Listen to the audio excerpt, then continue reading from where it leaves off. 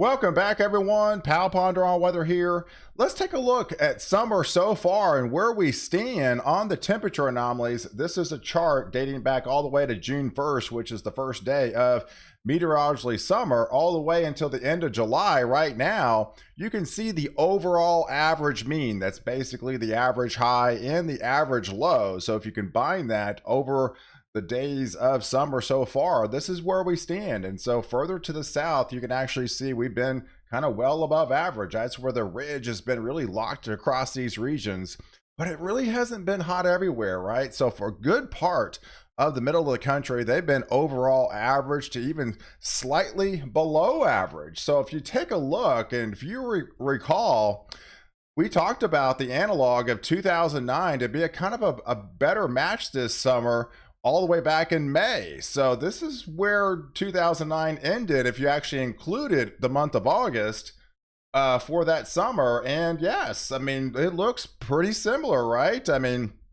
we've had above average in Florida, above average down here in Texas, above average into the Pacific Northwest.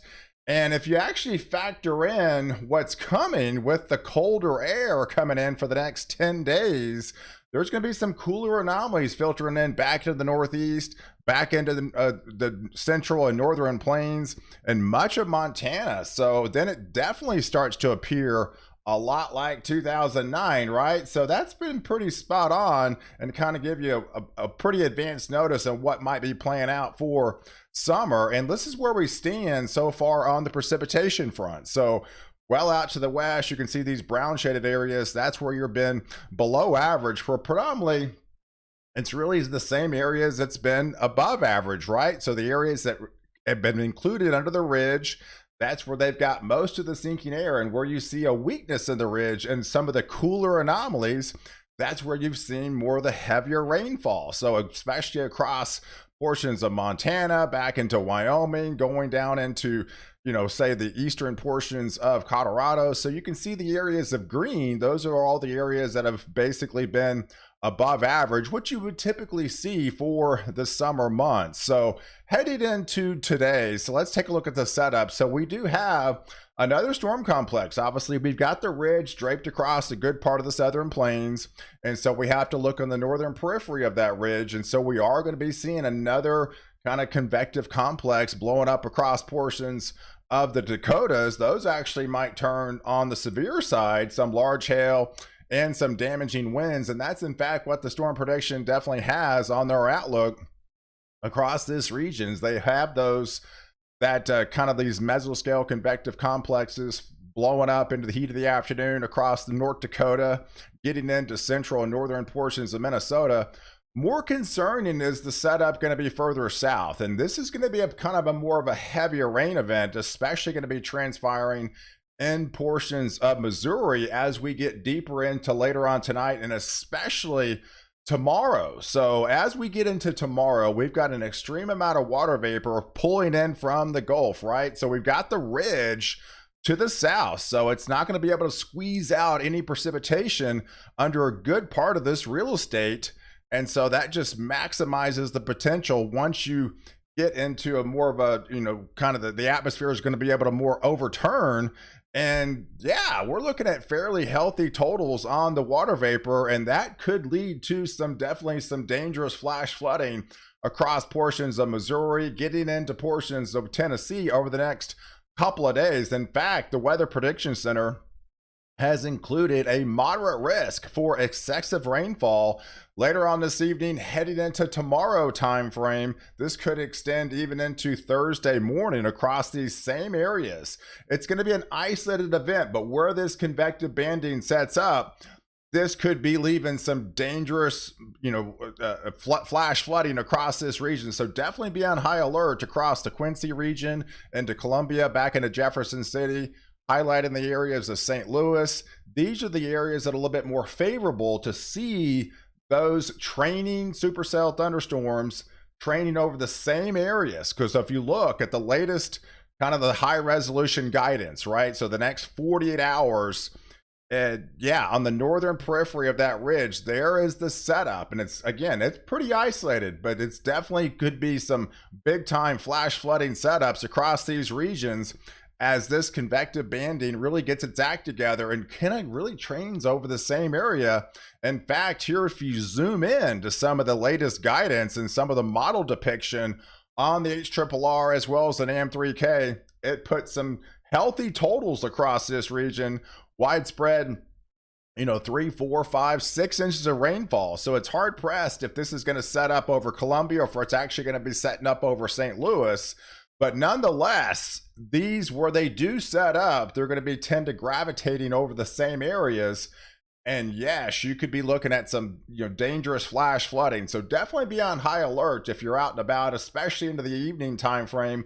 Don't cross a road that you can't see the bottom, because flash flooding is a dangerous setup, and that could turn nasty if you try to turn into waters. Then it starts to go above your wheels and starts getting into your car. It can turn drastic pretty quickly. So definitely be on high alert with some very heavy flash flooding across these regions. But further to the south, it's bone dry, folks, and we're talking elevated to almost critical fire danger. So for tomorrow, it gets really nasty across Oklahoma City, portions of Dallas, and especially into West Texas. This vegetation is bone dry. This area desperately needs rain. Unfortunately, they're not going to get it. So you're seeing record heat. You're seeing fire, red flag warnings. And now the winds have cranked up. So that's the last thing you want to see in that outlook of winds of 15 miles an hour today. But going into tomorrow, it gets even uglier heading into Thursday with a critical fire danger. That's only because the winds ramp up. They ramp up to 25 to 30 miles an hour. So it's going to be very easy to set a fire in this type of atmosphere. And with the winds, that's definitely concerning. Those tend to jump, right? So if you got a forest fire out in the open grass there, and the vegetation is so dry, winds pick up and the fire jumps across the street, and boom, it ignites that atmosphere. So it's very difficult, and definitely be on high alert, and just don't throw any cigarette butts out the window, folks, because this is some dangerous stuff. It could turn ugly quickly in this type of atmosphere. So, but yeah, the heat is the real deal further south, folks. Unfortunately, there's not much good news to speak of, especially as you get further into Texas. We've got extreme heat warnings, obviously the triple digits, even some record temperatures could unfold today. And that heat, there is some light under the end of the tunnel by the time we get into next weekend, or early next week for portions of Texas. But again, it's going to be really subtle, and the heat is just going to be locked over those regions, right? So there's the ridge, right? So as we head into Thursday, there's your ridge of high pressure. So on the northern periphery, so when it comes out of Missouri, it's going to head and continue to move into portions of southern Kentucky and move into portions of middle Tennessee. So we could have a kind of a similar type setup with some very heavy rain across that isolated pocket across that northern periphery of that ridge. So definitely that'll be in the day on your Thursday time frame.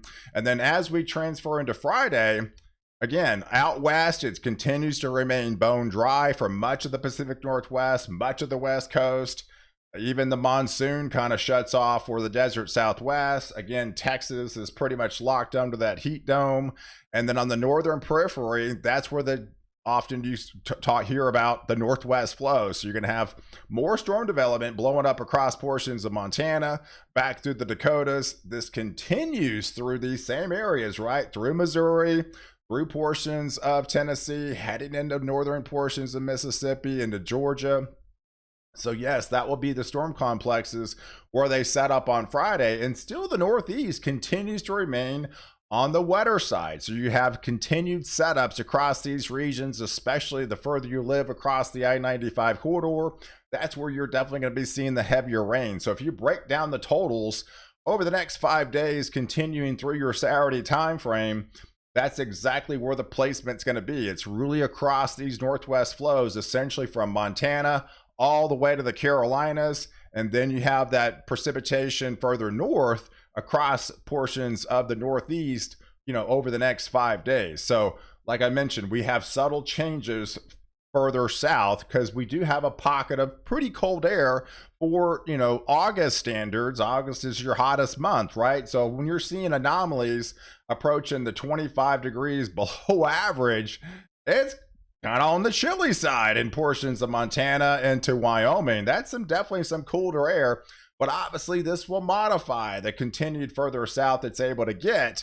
And so I do feel you're going to be dropping into the 80s back into Oklahoma. This won't be until Monday, August the 7th, as that cooler air will finally kind of share the air further south. So it allows these boundaries, it allows the upper 80s in portions of Oklahoma, portions of Arkansas, and as you can see, it definitely modifies, continues to further south. You may squeeze right at near the century mark in the Dallas-Fort Worth area, but I'm not looking at much hope. If you live in central Texas and back in South Texas, that cold front's just not going to make it there, folks. I mean, it's August, it's hot, it's just not going to make it there. It's going to wash out, and eventually you're going to be warming up again. But it's going to be able to sneak in at least some showers across these regions. So obviously the heavier rains will be elongated to the northern side of that, but you got still lighter amounts and still desperately needing these rain amounts across these regions.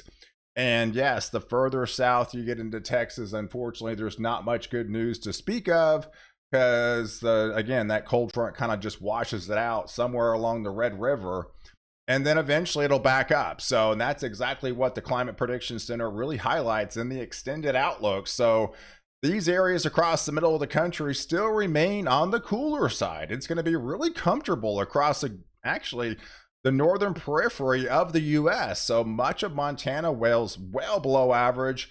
Much of the northern, central states, and much of the mid-Atlantic and much of the Northeast really remains on the pleasant, more comfortable side for August standards. But further south you live, it's just the heat. It's the heat just will continue and bake in these same regions, and it doesn't appear to go anywhere really anytime soon. Yes, it modifies by the time we get into early next week. You see some hints of dropping right at the century mark instead of the 105, 108 type range.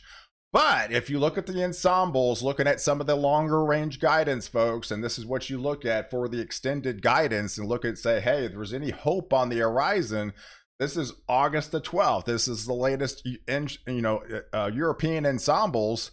And this red, that's the heat dome, right? So the heat dome is basically comes back, highlights over these same areas across the Southwest, highlights over Texas, almost to Oklahoma again, and portions of the South into Louisiana, where you take more of a zonal flow further north and remain on the cooler side. And that's exactly what the GFS ensembles and kind of implies there. There's not much happening out in the tropics. Got a ton of shear out in the Gulf of Mexico, ton of shear out in the Caribbean. In fact, that storm out there, that potential storm, what might be Emily, is now starting to get downgrade because that's impacting with shear. So there's just a lot of shear. Yeah, we got a lot of warm waters out there in the Atlantic, but there's an extreme amount of shear too. So it's just ripping anything apart that even comes close. And if anything tries to form lately, it's been downgraded and not even coming a storm. So because of the heavier amounts of shear, but yes, the heat continues to play a part in a good part of the Southern Plains, even heading into late next week. So guys, I appreciate you guys watching. I do like this video. Definitely hit the subscribe button and catch the next update where I protect you before and after storm.